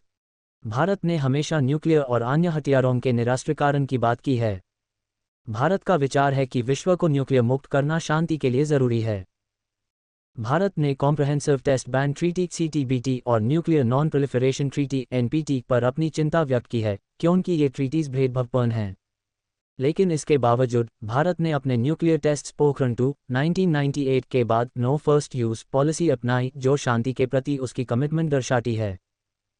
भारत ने यूएन में एक्शन प्लान फॉर डिसआर्मामेंट का प्रस्ताव रखा, जो सभी देशों से न्यूक्लियर हथियारों को कम करने की मांग करता है। 3. मानव अधिकार और विकास। भारत ने यूएन के माध्यम से मानव अधिकारों और सस्टेनेबल डेवलपमेंट के लिए काम किया है। Bharat UN human rights council का सदस्य रहा है और गरीबी, शिक्षा और स्वास्थ्य जैसे मुद्दों पर आवाज़ उठाई है। भारत ने सस्टेनेबल डेवलपमेंट गोल्स (SDGs) के लिए अपने प्रयास बढ़ाए हैं। उदाहरण के लिए, स्वच्छ भारत मिशन और आयुष्मान भारत (SDGs) के उद्देश्यों से जुड़े हैं। भारत ने यूएन डेवलपमेंट प्रोग्राम (UNDP) के तहत विकसित देशों को टेक्निकल सहायता दी है, जैसे अफ्रीका में इंफ्रास्ट्रक्चर प्रोजेक्ट्स। 4. जलवायु परिवर्तन। भारत ने जलवायु परिवर्तन के खिलाफ यूएन के माध्यम से महत्वपूर्ण कदम उठाए हैं। भारत पेरिस एग्रीमेंट 2015 का हिस्सा है और उसने इंटरनेशनल सोलर अलायंस (ISEP) की स्थापना की, जो रिन्यूएबल एनर्जी को बढ़ावा देता है। भारत ने अपने कार्बन एमिशंस को 2030 तक कम करने का वादा किया है, जो विश्व शांति के लिए जरूरी है, क्योंकि जलवायु परिवर्तन से कॉन्फ्लिक्ट्स बढ़ सकते हैं। 5. UN reforms. भारत ने यूएन सिक्योरिटी काउंसिल (UNSC) में सुधार की मांग की है, ताकि विकसित देश भी इसमें स्थायी सदस्यता पा सकें। भारत का विचार है कि UNSC आज के वैश्विक दृश्य को प्रतिनिधित्व नहीं करता। Bharat G4 Bharat, Japan, Germany, Brazil के माध्यम से UNSC रिफॉर्म्स के लिए कैंपेन चला रहा है। भारत की न्यूट्रल भूमिका। भारत ने यूएन में हमेशा न्यूट्रल और शांतिपूर्ण भूमिका निभाई है। उदाहरण के लिए, कोरियन युद्ध 1950-53 और पैलेस्टाइन-इजराइल विवाद में भारत ने संवाद और शांति के माध्यम से समाधान की बात की। इस न्यूट्रल भूमिका ने भारत को विकसित देशों के बीच एक विश्वास का प्रतीक बनाया है। समकालीन प्रासंगिकता। आज के समय में भारत यूएन के माध्यम से अपनी वैश्विक भूमिका को और मजबूत कर रहा है। रशिया यूक्रेन युद्ध और ईरान इजराइल संकट 2024 के दौरान भारत ने यूएन के माध्यम से ह्यूमैनिटेरियन एड प्रदान की। उदाहरण के लिए, ऑपरेशन सिंधु के तहत भारत ने वेस्ट एशिया से नागरिकों को निकाला। कोविड-19 के दौरान वैक्सीन मैत्री इनिशिएटिव, जिसमें भारत ने 100 से ज़्यादा देशों को वैक्सीन दी, इसका प्रतीक है। इसके साथ Bharat UN peace building commission और काउंटर टेररिज्म कमेटी में भी सक्रिय है। चुनौतियां। 1. यूएनएससी में स्थायी सदस्यता। भारत को अभी तक यूएनएससी में स्थायी सदस्यता नहीं मिली है, जो उसकी वैश्विक भूमिका को सीमित करती है। 2. संपदन की कमी। यूएन पीसकीपिंग मिशंस के लिए भारत के जवान भेजता है, लेकिन फंडिंग और रिसोर्सेज की कमी एक चुनौती है। 3. वैश्विक मतभेद। बड़े देश USA, चाइना, रशिया के बीच मतभेद यूएन के काम को असरग्रस्त करते हैं, जिससे भारत के प्रयास भी प्रभावित होते हैं। निष्कर्ष। भारत ने यूनाइटेड नेशंस के माध्यम से विश्व शांति और सुरक्षा के लिए अपना महत्वपूर्ण योगदान दिया है। शांति स्थापना, निरास्त्रीकरण, मानव अधिकार और जलवायु परिवर्तन जैसे क्षेत्रों में भारत की भूमिका न केवल उसकी शांतिप्रिय पहचान को दर्शाती है, बल्कि उसकी वैश्विक नेतृत्व की क्षमता को भी प्रदर्शित करती है। भारत को अपनी ये भूमिका और मजबूत करनी चाहिए ताकि वो वैश्विक शांति का एक प्रमुख नेता बने। 9. रोल ऑफ multinational corporations (MNCs) in international economic relations continued. Question: समकालीन अंतर्राष्ट्रीय आर्थिक संबंधों में बहुराष्ट्रीय कंपनियों (MNCs) की भूमिका का समीक्षात्मक परीक्षण कीजिए। अपीयर्ड जून 2022, जून 2024, दिसंबर 2024। आंसर: बहुराष्ट्रीय कंपनियां मल्टीनेशनल कॉर्पोरेशंस (MNCs) आज के वैश्विक आर्थिक दृश्य में एक शक्तिशाली शक्ति हैं जो अंतर्राष्ट्रीय आर्थिक संबंधों को प्रभावित करती हैं। ये कंपनियां एक से ज़्यादा देशों में अपना व्यवसाय चलाती हैं और व्यापार, निवेश, टेक्नोलॉजी और रोजगार के क्षेत्र में महत्वपूर्ण भूमिका निभाती हैं। MNCs जैसे एप्पल, माइक्रोसॉफ्ट, रिलायंस और टोयोटा न केवल आर्थिक गतिविधियों को बढ़ावा देती हैं, बल्कि देशों के बिग सांस्कृतिक, सामाजिक और राजनीतिक संबंधों पर भी असर डालती हैं। भारत जैसे विकसित देश के लिए MNCs एक तरफ आर्थिक विकास के अवसर लाती हैं, तो दूसरी तरफ चुनौतियां भी पैदा करती हैं। आइए MNCs की भूमिका का समीक्षात्मक परीक्षण विस्तृत रूप से करें। MNCs की भूमिका। 1. वैश्विक व्यापार और निवेश। MNCs अंतर्राष्ट्रीय व्यापार का एक बड़ा हिस्सा हैं। ये कंपनियां प्रोडक्ट्स और सर्विसेज को एक देश से दूसरे देश तक पहुंचाती हैं, जिससे वैश्विक बाजार एकीकृत होता है। उदाहरण के लिए, एप्पल के आईफोन्स भारत में बनाए जाते हैं और दुनिया भर में बिकते हैं, जो ग्लोबल सप्लाई चेन का हिस्सा है। MNCs विदेशी प्रत्यक्ष निवेश (FDI) के बड़े स्रोत हैं। भारत में वॉलमार्ट, अमेज़न और गूगल जैसे MNCs ने बिलियंस ऑफ डॉलर्स का निवेश किया है, जो अर्थव्यवस्था को मजबूत करता है। 2023 तक भारत में FDI का एक बड़ा हिस्सा MNCs से आता है, विशेषकर IT और मैन्युफैक्चरिंग सेक्टर्स में। 2. टेक्नोलॉजी ट्रांसफर और इनोवेशन। MNCs एडवांस टेक्नोलॉजी और इनोवेशन को विकसित देशों तक ले जाती हैं। उदाहरण के लिए, भारत में टेस्ला के इलेक्ट्रिक व्हीकल मैन्युफैक्चरिंग प्लांट्स और सैमसंग के स्मार्टफोन प्रोडक्शन यूनिट्स ने नई टेक्नोलॉजी का प्रचार किया है। ये टेक्नोलॉजी लोकल इंडस्ट्रीज के लिए फ़ायदेमंद होती है, क्योंकि ये स्किल डेवलपमेंट और प्रोडक्टिविटी को बढ़ाती है। उदाहरण के लिए, भारत के IT सेक्टर में MNCs ने सॉफ्टवेयर डेवलपमेंट और AI टेक्नोलॉजी में योगदान दिया है। 3. रोजगार सृजन। MNCs बड़े स्तर पर रोजगार पैदा करती हैं। भारत में Tata consultancy services TCS, Infosys और एक्सेंचर जैसे MNCs ने लाखों लोगों को नौकरी दी है, विशेषकर शहरी क्षेत्र में। ये कंपनियां न केवल डायरेक्ट रोजगार देती हैं, बल्कि इनडायरेक्ट जॉब्स भी पैदा करती हैं, जैसे सप्लाई चेन और लॉजिस्टिक्स में। 4. वैश्विक आर्थिक एकीकरण। MNCs global supply chains, production networks और मार्केटिंग स्ट्रैटेजीज के माध्यम से दुनिया के अलग अलग हिस्सों को आर्थिक रूप से जोड़ती हैं। उदाहरण के लिए, रिलायंस जियो ने टेलीकॉम सेक्टर में रेवोल्यूशन लाया, जो वैश्विक स्तर पर एक प्रतियोगी बना। ये एकीकरण विकसित देशों के लिए नए बाजार और अवसर खोलता है, लेकिन साथ ही आर्थिक निर्भरता भी बढ़ा सकता है। 5. सॉफ्ट पावर और ब्रांडिंग। MNCs अपने ब्रांड्स के माध्यम से देशों की सॉफ्ट पावर बढ़ाती हैं। उदाहरण के लिए, कोका कोला और मैकडॉनल्ड्स अमेरिकन संस्कृति का प्रतीक हैं, जबकि रिलायंस और टाटा भारत की आर्थिक शक्ति को दर्शाते हैं। भारत में MNCs ने योगा और आयुर्वेदा जैसे प्रोडक्ट्स के ब्रांडिंग के माध्यम से भारतीय संस्कृति को भी प्रचारित किया है। चुनौतियां और समीक्षा। 1. आर्थिक असमानता। MNCs अक्सर अपने लाभ के लिए काम करती हैं, जिससे लोकल इकोनॉमीज में असमानता बढ़ सकती है। उदाहरण के लिए, अमेज़न के भारत में प्रवेश से छोटे रिटेलर्स और किराना स्टोर्स को नुकसान हुआ है, क्योंकि वो इनकी प्रतियोगिता में टिक नहीं पाते। ये कंपनियां अक्सर टैक्स हेवन्स का फायदा उठाती हैं, जिससे विकसित देशों को टैक्स रेवेन्यू का नुकसान होता है। भारत ने इसके लिए टैक्स रिफॉर्म्स जैसे GST लागू किए हैं, लेकिन MNCs के टैक्स एवेजन पर पूरी तरह रोक लगाना मुश्किल है। 2. संपन्नता पर प्रभाव। MNCs बड़े स्तर पर सरकारों को प्रभावित कर सकती हैं। कई बार ये लॉबिंग के माध्यम से नीतियों को अपने अनुकूल बनाती हैं, जो देश की संपन्नता के लिए चुनौती है। उदाहरण के लिए, भारत में FDI पॉलिसीज को लिबरलाइज किया गया है, लेकिन MNCs के डोमिनेंस पर चिंता जाती है। 3. पर्यावरण नुकसान। MNCs के इंडस्ट्रियल ऑपरेशंस से पर्यावरण को नुकसान होता है। माइनिंग, मैन्युफैक्चरिंग और केमिकल इंडस्ट्रीज से पोल्यूशन और डिफॉरेस्टेशन बढ़ता है। उदाहरण के लिए, वेदांता जैसे MNCs पर भारत में पर्यावरण नियमन के उल्लंघन के आरोप लगे हैं। भारत ने एनवायरनमेंटल रेगुलेशंस को सख्त किया है, लेकिन एमएनसीएस पर इनका पालन करवाना एक चुनौती है। 4. श्रम शोषण। कई एमएनसीएस विकसित देशों में कम वेजेस और खराब काम के हालात के लिए आलोचना का शिकार रही हैं। उदाहरण के लिए, बांग्लादेश में गारमेंट फैक्ट्रीज में एमएनसीएस के ऑपरेशंस पर श्रम शोषण के आरोप लगे हैं। भारत में भी कुछ एमएनसीएस पर लेबर लॉज के उल्लंघन के आरोप लगते हैं। 5. सांस्कृतिक प्रभाव। एमएनसीएस अक्सर वेस्टर्न संस्कृति का प्रचार करती हैं, जो लोकल संस्कृति और ट्रेडिशंस के लिए खतरा बन सकता है। उदाहरण के लिए, फास्ट फूड चेन्स जैसे मैकडॉनल्ड्स और केएफसी ने भारत के ट्रेडिशनल खान पान को प्रभावित किया है, जो सांस्कृतिक अस्मिता के लिए चिंता का विषय है। भारत के संदर्भ में, भारत के लिए एमएनसीएस एक दुधारी तलवार हैं।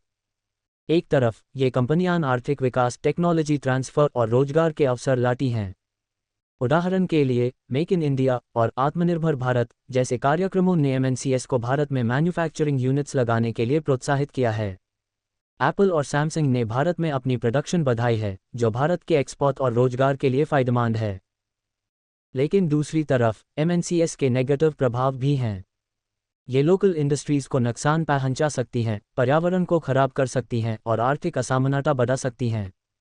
भारत ने इसके लिए कई कदम उठाए हैं, जैसे data protection laws, personal data protection bill और एनवायरनमेंटल रेगुलेशंस, लेकिन इनका सख्त पालन जरूरी है।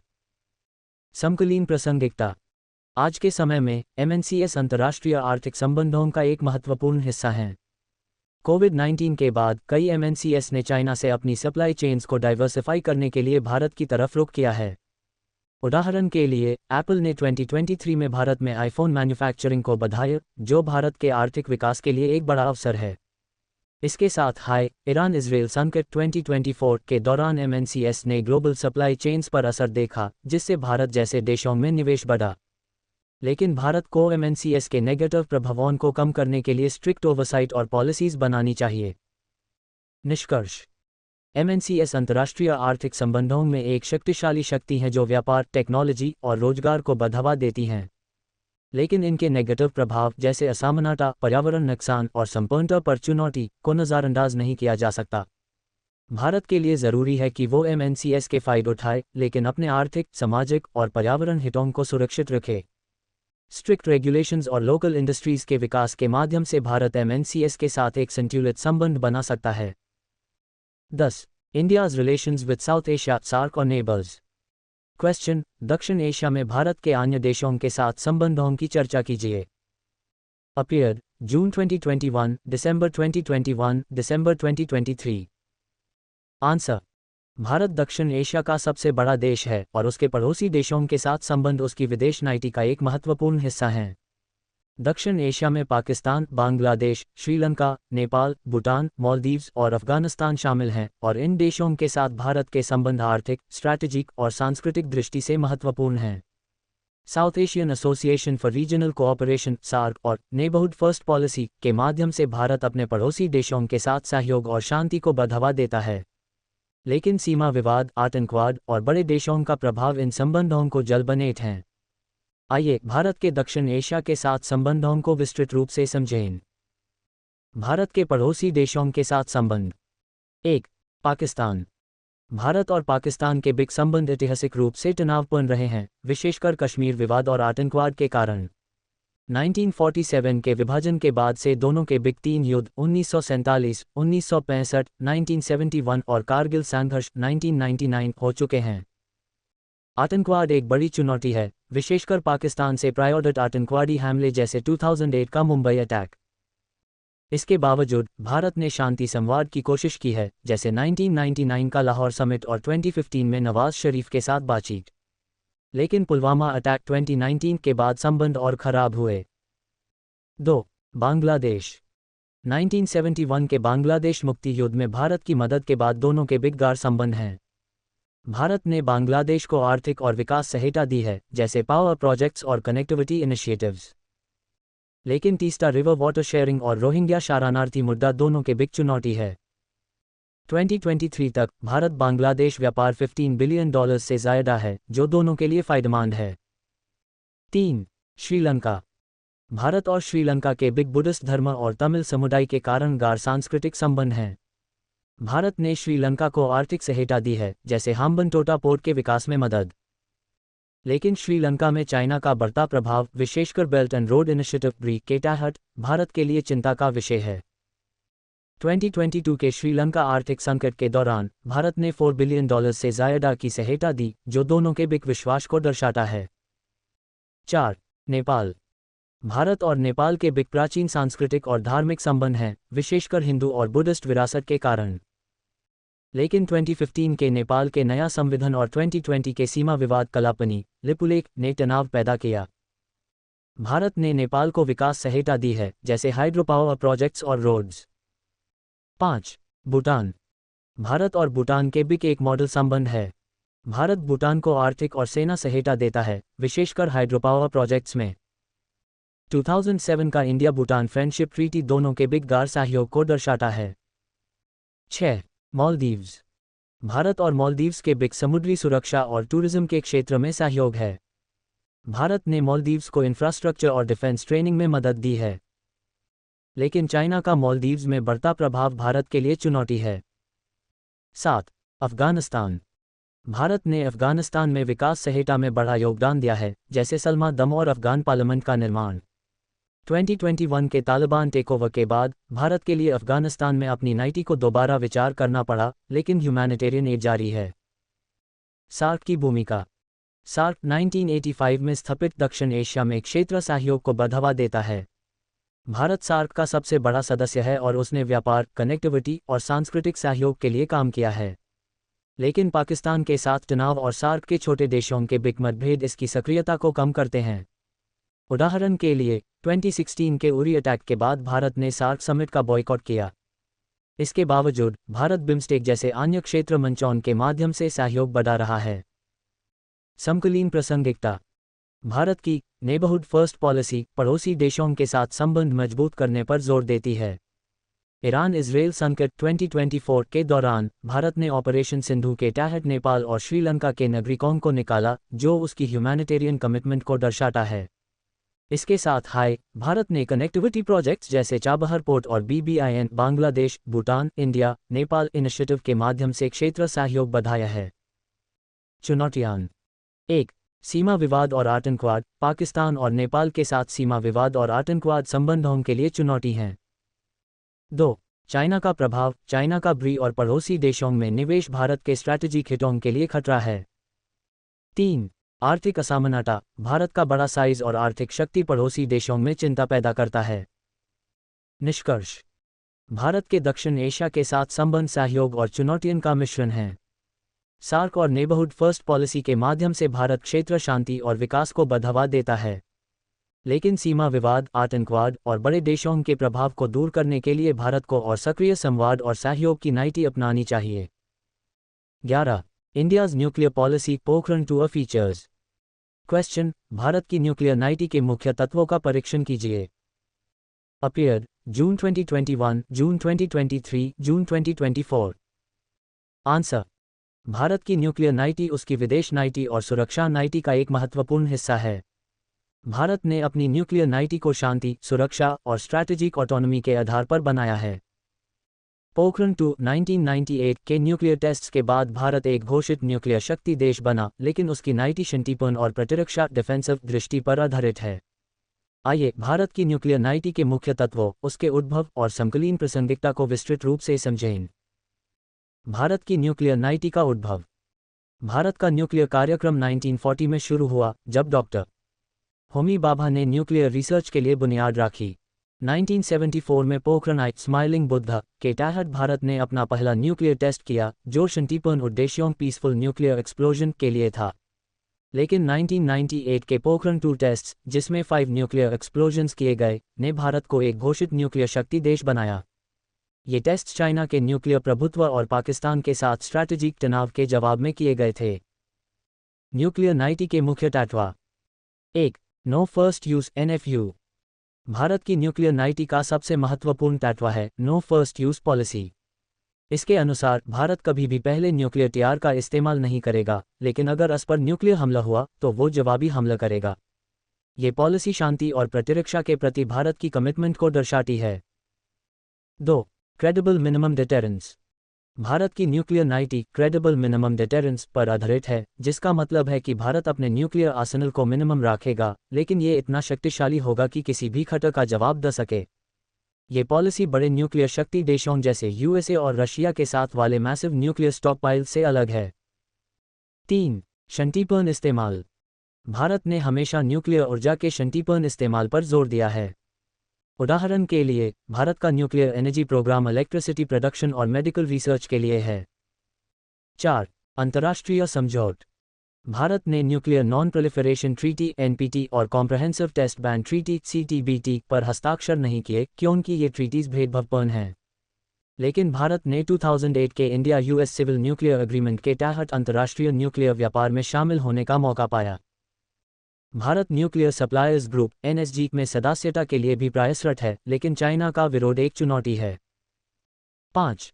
Strategic autonomy. भारत की न्यूक्लियर नीति उसकी स्ट्रैटेजिक ऑटोनॉमी को बनाए रखती है। ये किसी भी बड़े शक्ति गठबंधन के प्रभाव से अलग अपनी सुरक्षा नीति बनाता है। पोखरण 2 का महत्व। 1998 के पोखरण 2 टेस्ट्स भारत के लिए एक वैश्विक टर्निंग पॉइंट थे।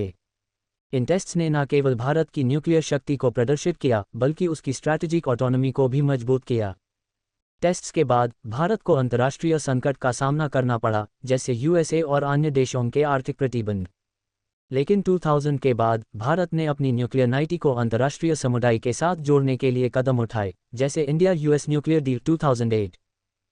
समकालीन प्रासंगिकता। आज के समय में भारत की न्यूक्लियर नीति वैश्विक और क्षेत्रीय स्तर पर महत्वपूर्ण है। चाइना और पाकिस्तान के साथ स्ट्रैटेजिक तनाव के दौर में भारत का न्यूक्लियर आर्सेनल एक प्रतिरक्षा साधन है। ईरान इजराइल संकट 2024 और रशिया यूक्रेन युद्ध ने न्यूक्लियर सुरक्षा के मदन को और महत्वपूर्ण बना दिया है।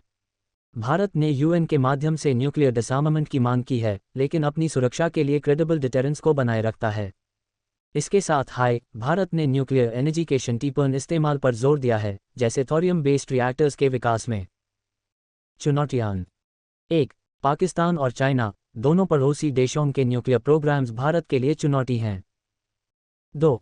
अंतर्राष्ट्रीय दबाव, एनपीटी और सीटीबीटी जैसे ट्रीटीज पर हस्ताक्षर न करने के कारण भारत को डिप्लोमैटिक चुनौतियों का सामना करना पड़ता है।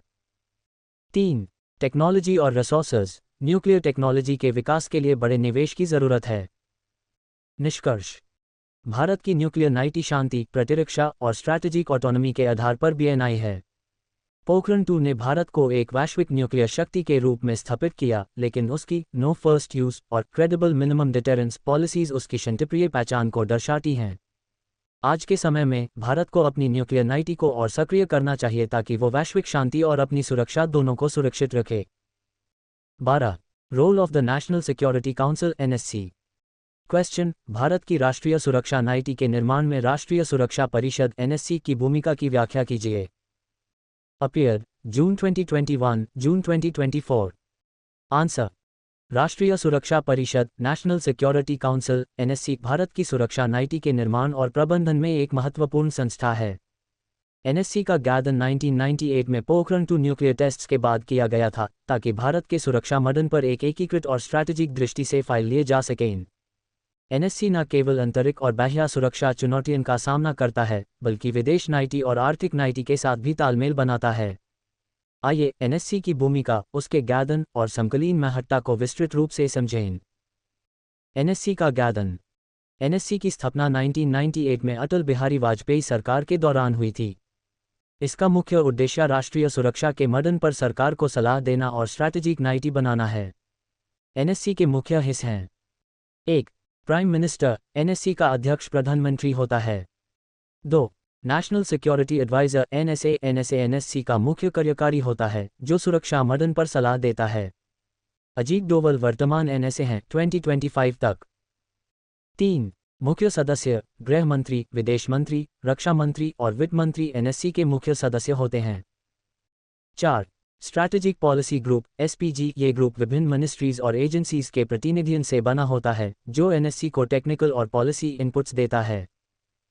5. National security advisory board (NSAB). ये बोर्ड सुरक्षा एक्सपर्ट्स और अकेडमिशियंस से बना होता है, जो लॉन्ग टर्म स्ट्रैटेजिक प्लानिंग में मदद करता है।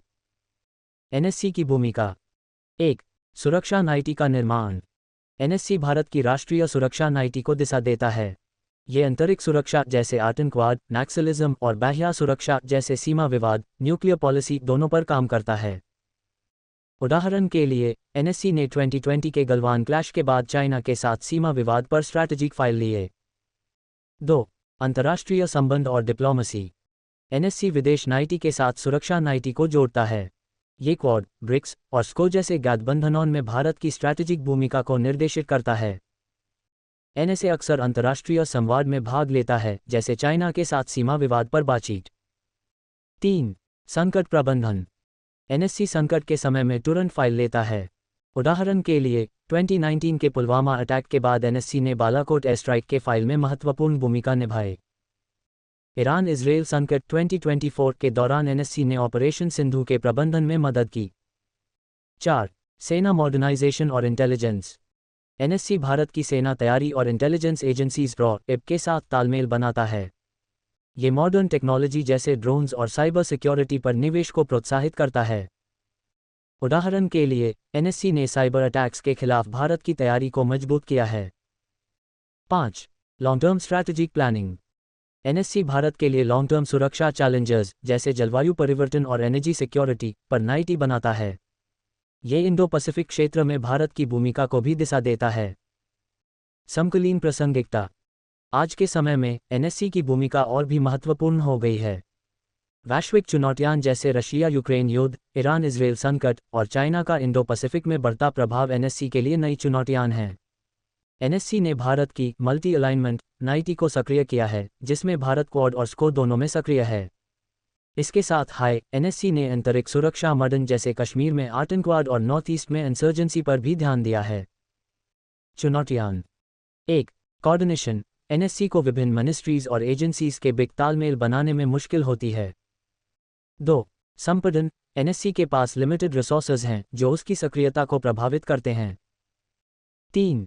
ट्रांसपेरेंसी। लोकतंत्र में एनएससी के फैसलन पर जवाबदेही की कमी एक चिंता है। निष्कर्ष। राष्ट्रीय सुरक्षा परिषद भारत की सुरक्षा नीति का एक महत्वपूर्ण हिस्सा है, जो आंतरिक और बाह्य चुनौतियों का सामना करता है। ये न केवल स्ट्रैटेजिक फाइल लेता है, बल्कि विदेश नीति और आर्थिक नीति के साथ भी तालमेल बनाता है। आज के जल वैश्विक दृश्य में एनएससी भारत की सुरक्षा और वैश्विक पहचान को मजबूत करने में महत्वपूर्ण भूमिका निभाता है। 13. India's relations with Japan in the post cold war era. Question. शीतल युद्ध के बाद भारत और जापान के संबंधों के बदलते आयाम की व्याख्या कीजिए। अपीयर्ड दिसंबर 2022, जून 2024, दिसंबर 2024। आंसर। भारत और जापान के संबंध आज के समय में एक मजबूत स्ट्रैटेजिक पार्टनरशिप के रूप में उभरे हैं। शीतल युद्ध के दौरान दोनों देशों के बीच संबंध सीमित थे, लेकिन 1991 के बाद वैश्विक दृश्य के बदलाव और दोनों के सम्मिलित स्ट्रैटेजिक हितों ने इन्हें गहरा किया है। आज भारत और जापान आर्थिक, स्ट्रैटेजिक और सांस्कृतिक क्षेत्र में एक दूसरे के महत्वपूर्ण साथी हैं, विशेषकर इंडो पैसिफिक क्षेत्र में। आइए शीतल युद्ध के बाद इन संबंधों के बदलते आयाम और उनके कारणों को विस्तृत रूप से समझें। शीतल युद्ध के दौरान संबंध। शीतल युद्ध के समय भारत और जापान के बीच संबंध सीमित थे क्योंकि 1. भारत का नाम। भारत ने नॉन अलाइनमेंट मूवमेंट का नेतृत्व किया, जबकि जापान यूएसए का मजबूत साथी था, जो नेटो गठबंधन का हिस्सा था। 2. आर्थिक विभिन्नता। जापान एक विकसित अर्थव्यवस्था था, जबकि भारत एक विकसित देश था, जिससे व्यापारिक संबंध सीमित रहे। 3. सांस्कृतिक दूरियां। दोनों के बीच सांस्कृतिक संपर्क था, लेकिन इसका प्रभाव अंतर्राष्ट्रीय स्तर पर कम था। शीतल युद्ध के बाद बदलाव। 1991 के बाद सोवियत यूनियन के वितरण और भारत के आर्थिक सुधारों ने दोनों देशों के बीच संबंध के नए अवसर खोले। मुख्य आयाम हैं। 1. आर्थिक सहयोग। भारत के 1991 के आर्थिक सुधारों ने जापान के लिए निवेश के अवसर खोले। जापान ने भारत में इंफ्रास्ट्रक्चर, ऑटोमोबाइल और टेक्नोलॉजी सेक्टर्स में बड़ा निवेश किया। उदाहरण के लिए, Mumbai Ahmedabad high speed rail project Japan के सहयोग से चल रहा है, जिसमें Japan international cooperation agency JICA ने $12 बिलियन का लोन दिया है। 2023 तक भारत जापान व्यापार $20 बिलियन से ज़्यादा है, और जापानीज कंपनीज जैसे सुजुकी और टोयोटा भारत में मैन्युफैक्चरिंग यूनिट्स चला रही हैं। 2. Strategic partnership. 2006 में दोनों ने स्ट्रैटेजिक एंड ग्लोबल पार्टनरशिप शुरू किया, जो इंडो पैसिफिक क्षेत्र में चाइना के प्रभाव को बैलेंस करने के लिए है। भारत और जापान क्वाड यूएसए ऑस्ट्रेलिया का हिस्सा हैं और मालाबार एक्सरसाइज में रेगुलर भाग लेते हैं जो समुद्री सुरक्षा को मजबूत करता है। 2020 में दोनों ने acquisition and cross servicing agreement ACSA पर हस्ताक्षर किए जो सेना लॉजिस्टिक्स में सहयोग को बढ़ाता है। 3. सांस्कृतिक और पीपल टू पीपल संपर्क। भारत और जापान के बिग बुद्धिस्ट धर्म और सांस्कृतिक विरासत के कारण गाढ़ संबंध हैं। भारत ने नालंदा यूनिवर्सिटी का पुनर्गठन किया जिसमें जापान ने इसे हटा दी। योगा और जापानीज कल्चर जैसे ज़ेन बुद्धिज्म ने दोनों के बिग सॉफ्ट पावर बढ़ाया है। 4. टेक्नोलॉजी और इनोवेशन। जापान ने भारत के स्पेस और AI सेक्टर्स में सहयोग किया है। उदाहरण के लिए इसरो और JAXA के बिग सैटेलाइट टेक्नोलॉजी पर सहयोग है। भारत के 8 प्रोफेशनल्स जापानीज कंपनीज के लिए काम करते हैं। 5. जलवायु परिवर्तन और एनर्जी। भारत और जापान ने रिन्यूएबल एनर्जी और जलवायु परिवर्तन पर सहयोग किया है। Japan international solar alliance ISA का साथी है और ग्रीन टेक्नोलॉजी में निवेश करता है। चुनौतियां। 1. आर्थिक असंतुलन। भारत का जापान के साथ ट्रेड डेफिसिट एक चुनौती है। 2. चाइना का प्रभाव। दोनों देश चाइना से चिंतित हैं लेकिन जापान का अप्रोच ज़्यादा सख्त है जबकि भारत मल्टी अलाइनमेंट अपनाता है। 3. ब्यूरोक्रेटिक रुकावटें। भारत में ब्यूरोक्रेटिक डिलेज जापानीज निवेश को प्रभावित करते हैं। समकालीन प्रासंगिकता। आज के समय में भारत जापान संबंध इंडो पैसिफिक क्षेत्र में शांति और सुरक्षा के लिए महत्वपूर्ण है। ईरान इजराइल संकट 2024 के दौरान दोनों ने समुद्री सुरक्षा पर चर्चा की।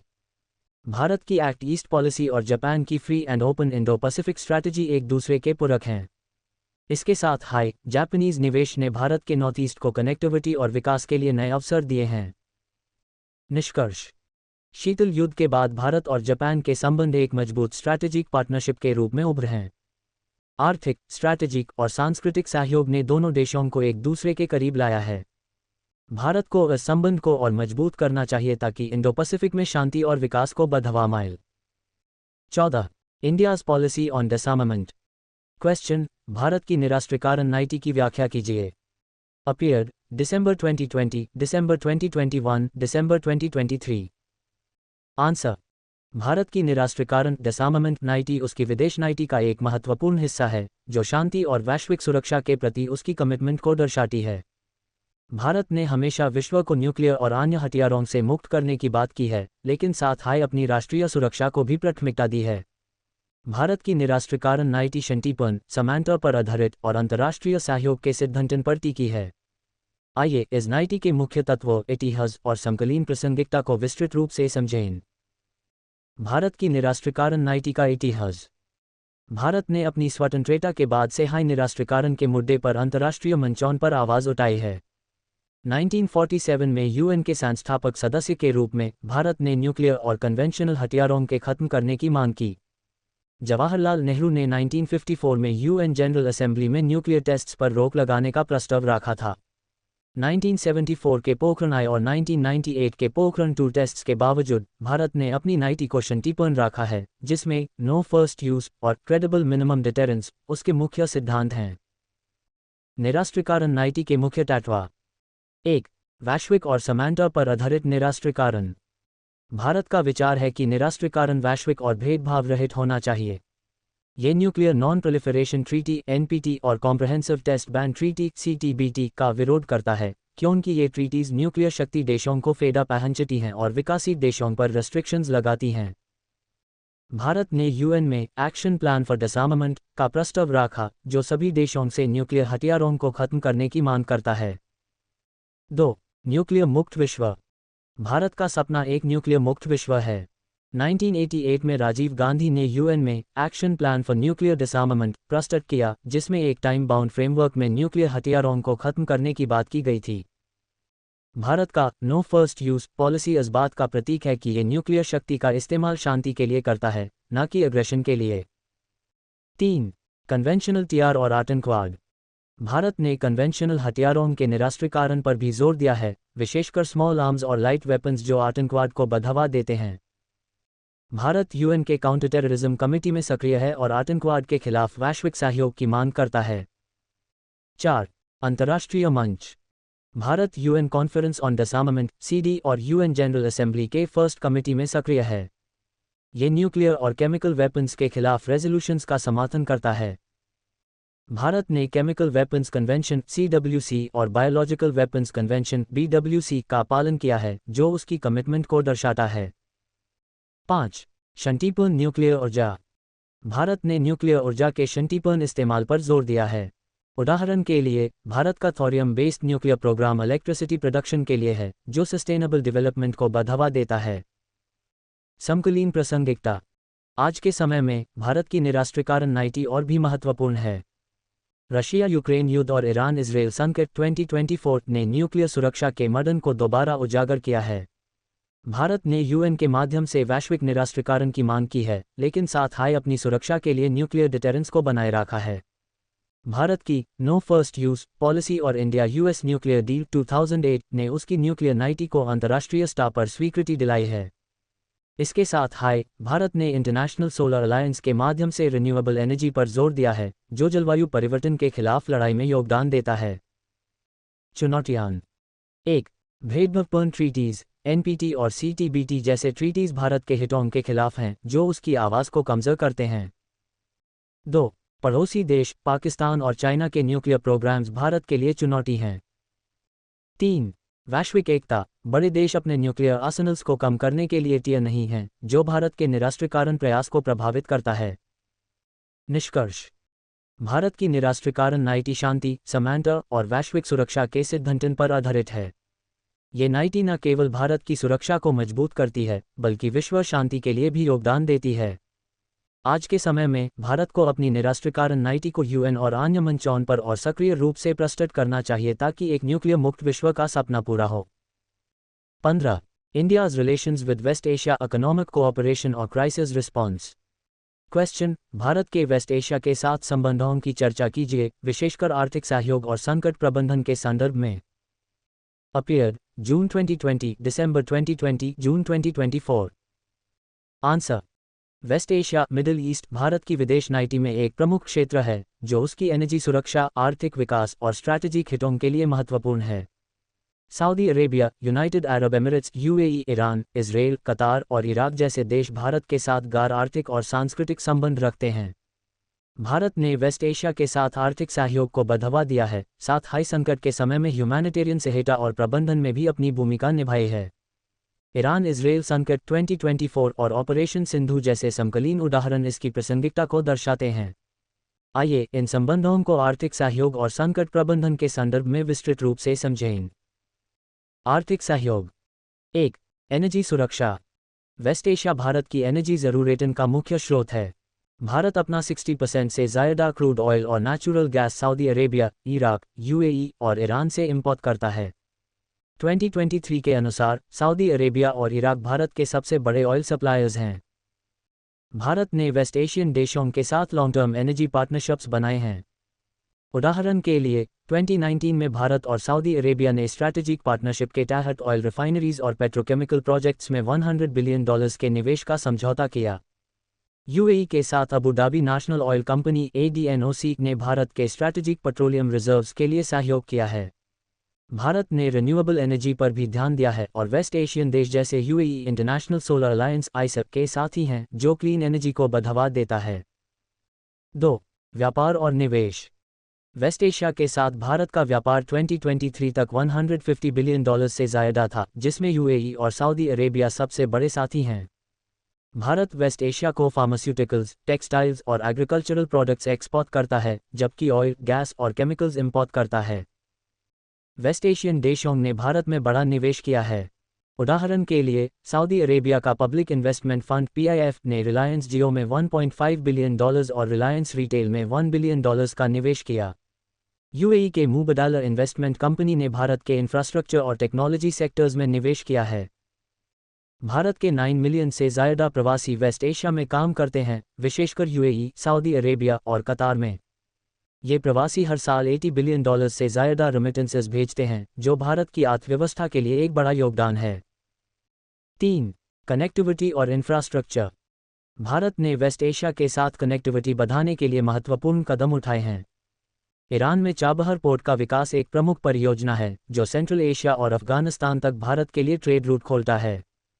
ये पोर्ट चाइना के ग्वादर पोर्ट पाकिस्तान के जवाब में स्ट्रैटेजिक है। 2023 के G20 समिट में घोषित India Middle East Europe economic corridor IMEC West Asia के साथ आर्थिक सहयोग को और मजबूत करेगा, क्योंकि ये भारत को यूरोप के साथ ट्रेड और कनेक्टिविटी में मदद देगा। भारत ने UAE के साथ comprehensive economic partnership agreement Sapa पर हस्ताक्षर किए, जो दोनों के बीच व्यापार और निवेश को बढ़ावा देता है। संकट प्रबंधन। 1. ह्यूमैनिटेरियन सहायता और इवैक्यूएशन। वेस्ट एशिया में युद्ध, संकट और पॉलिटिकल इंस्टेबिलिटी के दौरान भारत ने अपने नागरिकों और अन्य देशों के नागरिकों को सुरक्षित निकालने में महत्वपूर्ण भूमिका निभाई है। उदाहरण के लिए, 1991 के गल्फ वॉर के दौरान भारत ने कुवैत से 1.7 लाख नागरिकों को एयरलिफ्ट किया, जो दुनिया का सबसे बड़ा इवैक्यूएशन ऑपरेशन था। 2015 में यमन संकट के दौरान ऑपरेशन राहत के तहत भारत ने 6,700 लोगों को निकाला, जिसमें 1,900 विदेशी नागरिक भी शामिल थे। 2024 के ईरान इजराइल संकट के दौरान भारत ने ऑपरेशन सिंधु शुरू किया, जिसमें न केवल अपने नागरिकों को बल्कि नेपाल और श्रीलंका के नागरिकों को भी सुरक्षित निकला। ये ऑपरेशन भारत की ह्यूमैनिटेरियन लीडरशिप और वेस्ट एशिया में उसकी डिप्लोमैटिक सक्रियता को दर्शाता है। 2. Humanitarian add. भारत ने वेस्ट एशिया के संकटग्रस्त देशों को ह्यूमैनिटेरियन एड प्रदान की है। उदाहरण के लिए, सीरिया और येमेन में सिविल वॉर्स के दौरान भारत ने फूड, मेडिसिन्स और मेडिकल सप्लाईज भेजे हैं। कोविड-19 के दौरान भारत ने वेस्ट एशियन देशों जैसे UAE और कतार को वैक्सीन्स और मेडिकल इक्विपमेंट दिया, जो वैक्सीन मैत्री इनिशिएटिव का हिस्सा था। 3. Diplomatic mediation. भारत ने वेस्ट एशिया के संकटन में न्यूट्रल और शांतिपूर्ण भूमिका निभाई है। ईरान इजराइल संकट 2024 में भारत ने दोनों तरफ शांति संवाद की अपील की और रीजनल स्टेबिलिटी के लिए काम किया। भारत का ईरान और इजराइल दोनों के साथ गहरा संबंध है, जो उसको एक मीडिएटर के रूप में महत्वपूर्ण बनाता है। उदाहरण के लिए, भारत ने ईरान से ऑयल इंपोर्ट और इजराइल से डिफेंस टेक्नोलॉजी का सहयोग बनाए रखा है। समकालीन प्रासंगिकता। आज के समय में वेस्ट एशिया के साथ भारत के संबंध और भी महत्वपूर्ण हो गए हैं। ईरान इजराइल संकट ने ग्लोबल ऑयल सप्लाई चेन्स और रीजनल स्टेबिलिटी को प्रभावित किया है, जिसमें भारत ने अपनी न्यूट्रलिटी और ह्यूमैनिटेरियन सहायता के माध्यम से अपनी भूमिका निभाई है। भारत की नेबरहुड फर्स्ट पॉलिसी और link west policy west Asia के साथ संबंध मजबूत करने पर जोर देती हैं। इसके साथ भारत के प्रवासी वेस्ट एशिया में एक महत्वपूर्ण पूल का काम करते हैं, जो सांस्कृतिक और आर्थिक संबंध बढ़ाते हैं। वेस्ट एशिया के देश भी भारत के मेक इन इंडिया और आत्मनिर्भर भारत इनिशिएटिव्स में निवेश कर रहे हैं, जो दोनों तरफ के लिए फायदेमंद है। चुनौतियां। 1. रीजनल तनाव। ईरान इजराइल और सऊदी अरेबिया ईरान जैसे तनाव भारत के लिए डिप्लोमैटिक बैलेंस बनाए रखना मुश्किल करते हैं। 2. चाइना का प्रभाव। चाइना का वेस्ट एशिया में बढ़ता निवेश, विशेषकर belt and road initiative BRIC के तहत, भारत के स्ट्रैटेजिक हितों के लिए चुनौती है। 3. प्रवासी श्रमिक। वेस्ट एशिया में भारत के प्रवासी श्रमिकों के साथ लेबर राइट्स और एक्सप्लॉयटेशन के मुद्दे एक चिंता का विषय हैं। 4.